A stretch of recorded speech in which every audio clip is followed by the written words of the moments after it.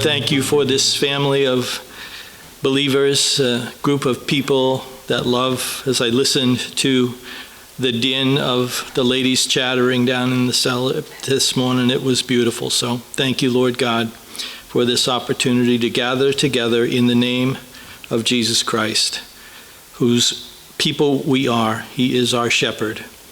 Lord, we pray your blessing upon it. May our worship be pleasing to you.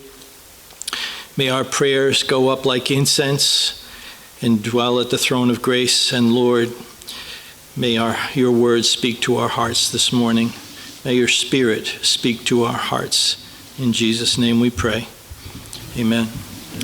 Amen. Well, our scripture today is from Luke chapter 2 on page 1014 in the Pew Bible.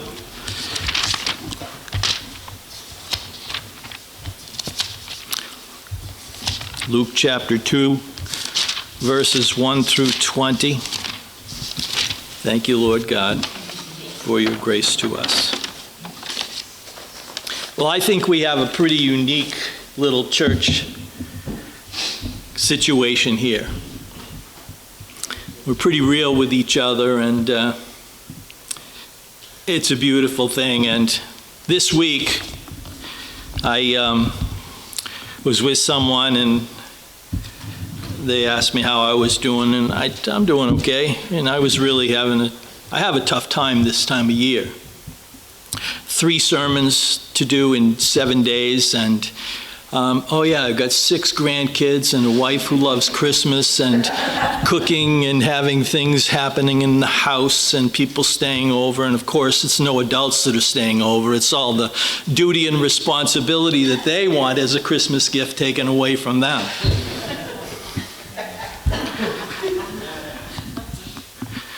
So sometimes it's hard to be real sharp when it comes to what I do with regards to this. So anyway, the comment that my friend made to me was, you never seem to mail it in. And this is the week I wanted to mail it in. I wanted to go, look up a sermon that somebody else did on Luke chapter 2 and just read it word for word to you. But I ain't woven from that cloth, and sometimes it's a burden to bear. But so I'm not mailing it in.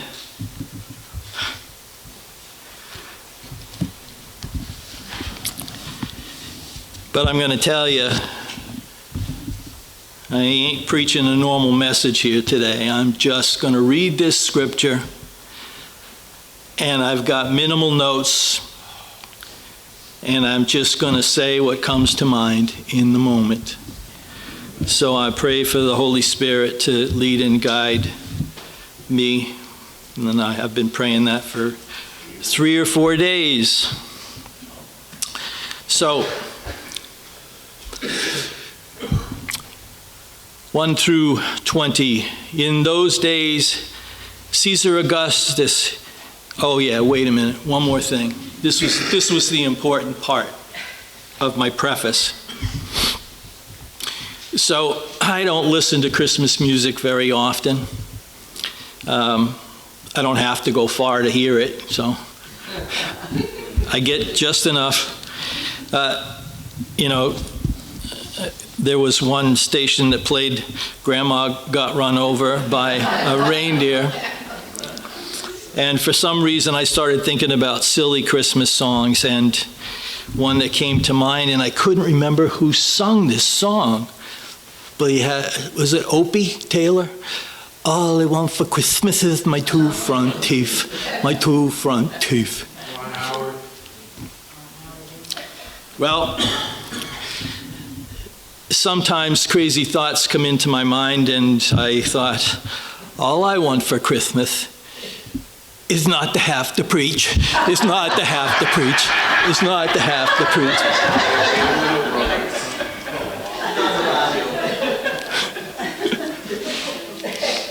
So we're having a little Christmas fun this morning.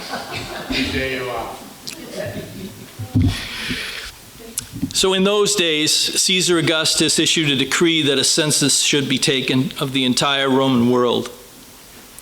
This was the first census that took place while Quirinius was governor of Syria, and everyone went to his own town to register. So Joseph also went up from the town of Nazareth into Galilee to Judea, to Bethlehem, the town of David, because he belonged to the house and the line of David. He went there to register with Mary, who was pledged to be married to him and was expecting a child. And while they were there, the time came for the baby to be born, and she gave birth to her firstborn, a son. She wrapped him in cloths and placed him in a manger because there was no room for them in the inn. And there were shepherds living out in the fields nearby, keeping watch over their flocks at night. An angel of the Lord appeared to them, and the glory of the Lord shone around them, and they were terrified. But the angel said to them, "Do not be afraid. I bring you good news of great joy that will be for all people. Today in the town of David, a Savior has been born to you. He is Christ the Lord. This will be a sign to you. You will find a baby wrapped in cloths and lying in a manger."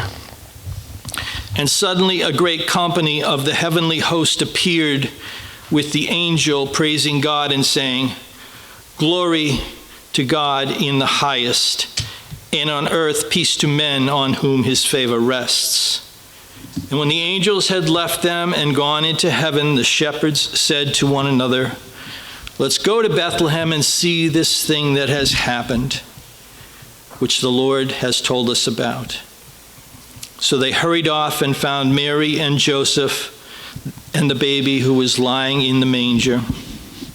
And when they had seen him, they spread the word concerning what had been told them about this child. And all who heard it were amazed at what the shepherds said to them. But Mary treasured up all these things and pondered them in her heart.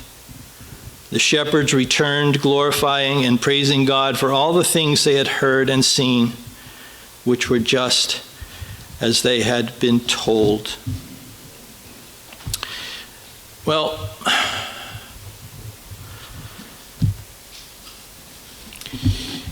these shepherds, they're out working in the field. And, you know, in the past few weeks, I've talked about God's sovereignty in all of this, and the 456 or so prophecies that needed to be fulfilled by one man in order to be known as the Messiah. And here these angels are telling them, here he is. He's right here. And you may be surprised, but he's a little baby all wrapped up in a feeding trough. And these shepherds, you know, shepherds were not people of good repute within the Orthodox community. They were not allowed to be witnesses in court because they were undependable, supposedly. But they were unclean people because they couldn't do all the ceremonial stuff that they had to do to be religiously compliant. But God chose them to come to and to reveal their Son, the Son of Man, the Son of God, the Savior of the world. These vagrant, grubby, living in the field, beautiful. He came to a humble little place, Bethlehem Ephrathah. Small, insignificant in worldly terms, but very, very important in terms of God's plan for mankind. And as these men looked up, imagine lying out in a field. Sometimes I fantasize about that. It's a perfectly clear night. The stars, I've done it on the beach. It's a spectacular time in the summer to lie on the beach at night and just look up. You see lights that seem to go on forever behind the stars. It's amazing. And all of a sudden, angels appear. And the glory of the Lord is with them. It surrounds them. And they were terrified. Moses spoke to the Lord in Exodus chapter 33, and he says, "Now show me your glory." And the Lord said, "Here's the deal. I'm going to cause all my goodness to pass in front of you." Imagine that. I don't think we can. "And I will proclaim my name, the Lord, in your presence. I will have mercy on whom I have mercy, and I will have compassion on whom I will have compassion." But he said, "You cannot see my face, for no one may see me and live." I know a woman who had an experience in that realm at one point. And she said she felt this great peace and love as she was praying one day. She sensed God's presence, and there was this great peace and this great love like she could only feel in herself. And yet there was this great fear. And I'll never forget that when she told me about that moment. To be in the presence of all of the goodness and holiness of the Creator of the universe, one must realize the reality of who and what we are. The decrepitness of what our souls have become because of sin. And yet that love is right there alongside, together in one. The King of Glory, born a baby in a manger in Bethlehem. And they were terrified, just as Mary was afraid when the angel appeared before her. She was afraid. And the angel said, "Don't be afraid." And John the Baptist's father, Zacharias, when the angel appeared to him and told him what was going on, he was so afraid, overwhelmed by the presence. Don't be afraid. Don't be afraid. Fear comes from, what does John say? There is no fear in love, but perfect love drives out fear, because fear has to do with punishment. The one who fears is not made perfect in love. And though I know I am a sinful person, and as I read the word, it comes to me, and I measure myself, and I find myself wanting. There is no condemnation now for those who are in Christ Jesus. Remain in Christ. We must remain in Christ. This baby, this little man born in a manger, the firstborn of Mary, the Savior of the world.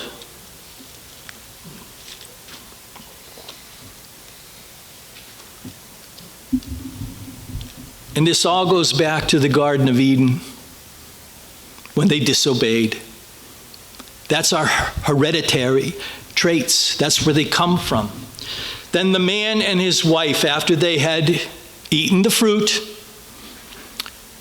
heard the sound. They didn't see him yet, but they heard the sound of the Lord walking in the garden in the cool of the day, and they hid from him. among the trees of the garden. But the Lord God called to the man, where are you? He answered, I heard you in the garden. I heard you coming, and I was afraid of the presence of the Lord, because I know I need to be punished. And I knew I was naked before you, so I hid.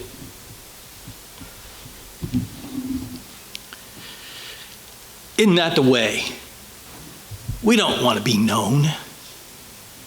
We fear being known. We think we will be judged if we are known. Fear.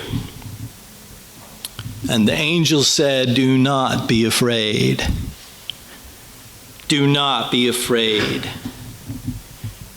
He came to bring peace. A Savior has been born to you. He is the Christ, the Son of the living God.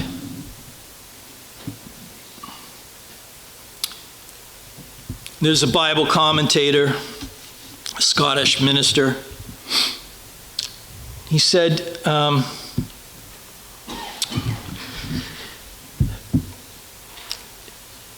culturally, at that time, when a child was born, when a boy child was born, the local musicians would congregate at the house to greet him with simple music. Jesus was born in a stable in Bethlehem, and therefore that ceremony could not be carried out. Isn't it lovely to think that the minstrels, I'm going to just say minstrels because the other word's too big, that the minstrels of heaven took the place of the minstrels of the earth, and angels sang the songs for Jesus that the earthly singers could not sing. The pictures of things and how God manifests the picture and how man lives the picture. Pictures. Pictures are beautiful things that God gives us to see and to affirm our faith. And that's what I was kind of dwelling upon this week is, how do I preach? Look, there's a bunch of older folks mostly sitting in front of me. And how long have we been celebrating Christmas? And how many times have you heard the Christmas story? And how many times have you said, Jesus is the reason for the season, What am I going to say to these people that it isn't phoning it in? I can't tell you that same story over and over again. So I look and I pray and I try to make it as real as possible. The idea of preaching, 3 Greek words, and it's not just about preaching, but it's logos, ethos, pathos. Read yourself full, pray yourself hot, let yourself go. That's my pattern. Logos, read the word. Ethos, put yourself in front of it and let it wash over you and see how it affects you. And then pathos, give it out with some personal passion, some personal connection to what this means to me. I don't know how I got off onto that, but that's what this is about today, okay?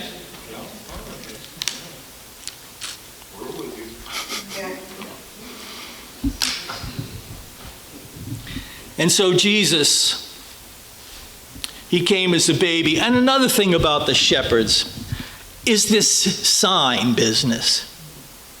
Now there's a theory that I'm going to not talk about today. You got to come back Wednesday night if you want to hear the theory that builds my faith. It's a cool theory. And there's a lot of scripture involved in it. And I gave it to the people at Beaumont the other day, and they were like, I never saw that before. I never knew that. And my little piano player, 85 years old, came up to me and she said, where do you learn this stuff? I said, I'm just a humble layman who God has given and equipped to do stuff because I want to bless people. I want to be a blessing, and I want him to use me for what he has made me to do.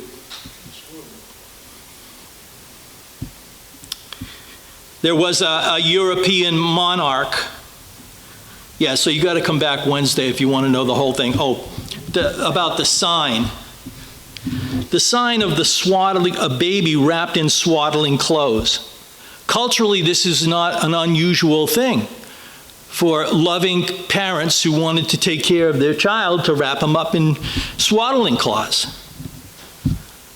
But they were in a sheep pen. Now, this is where the theory comes in, and I'm not going to, you've been teased. I hope you come and hear about it, because it's pretty good. And it has to do with Bethlehem Ephrathah. The name. It's cool. Anyway, what would be so unusual about finding a baby wrapped in swaddling cloths? Was it because the sign was that the Savior is coming as a human being, a normal, regular human being, all wrapped up by his mom and dad, vulnerable, pink little ball, unable to take care of himself? Was that the sign?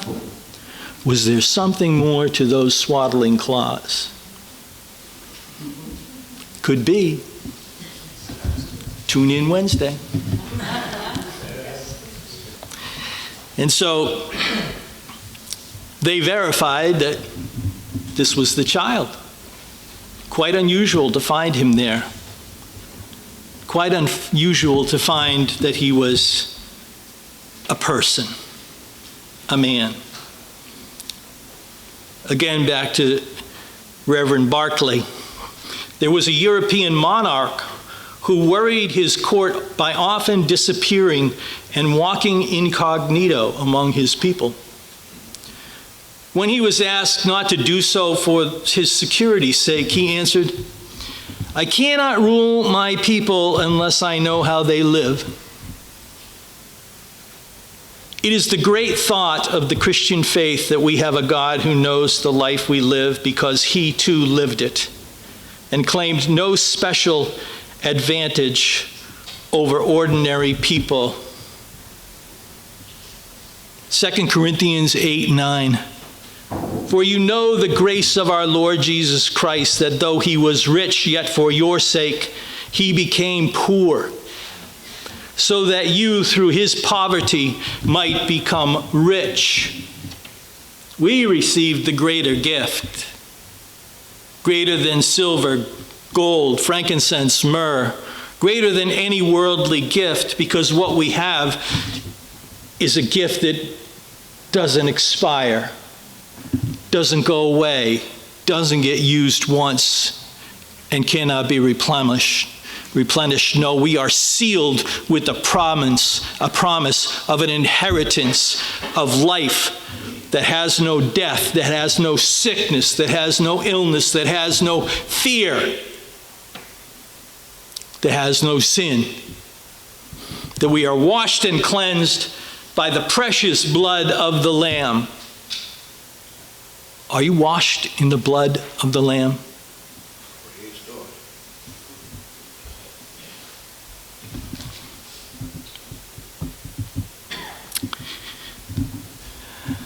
Is there something else? Peace on earth. Glory to God in the highest, and on earth peace to men on whom his favor rests.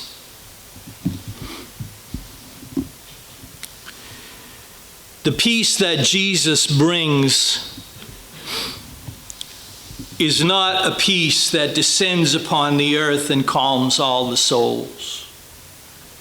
It is a peace that comes to each man who receives it, that Jesus has made peace with God. And as that peace dwells in my heart, it should dwell in the community of which I am a part, because I am like Christ.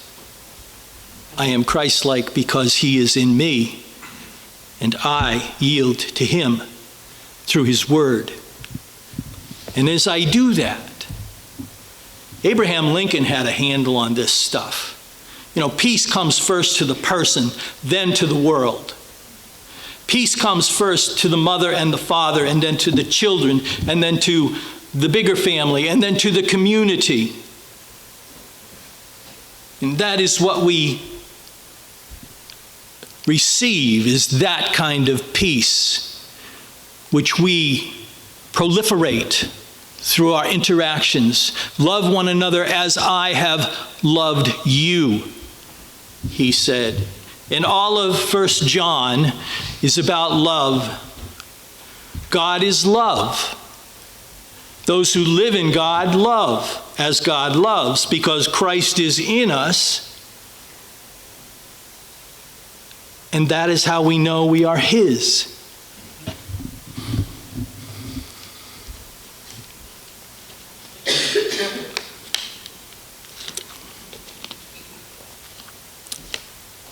Peace on earth. Peace on earth between man and God. And so when the angels left, the shepherds went. Oh yeah, and one more thing about the shepherds and their testimony not being valid in court, not accepted. You know who else was like that? Women. One woman in particular. The one to whom he appeared first. He revealed his birth to lowly shepherds who could not have an official testimony in court about what they had seen, because they would not be believed. And so Mary Magdalene, the reformed prostitute, is the first one that the Lord called by her name. And what ran through her at that moment was like lightning. Rabboni, teacher. She recognized him because of he spoke to her personally. And she ran and she told them, but they had to go and see themselves. But his humble beginnings, the places he starts, are with things that we would not expect. Think of yourself as one on whom God's favor rests, because he has revealed himself to you. And you know who he is. And that you would be free in the perfect love that God gives, and not judge yourself too harshly, but bring your judgment to the altar of the throne of grace, to the throne of grace, and bring it to him and say, I'm so unworthy. I said that to him so many times this week. There is no good reason why you would want to use me to do anything. I can't earn it, but I can receive what he gives without me having to do anything other than give him my heart. So may the birth of the Lord Jesus Christ be real to us this season.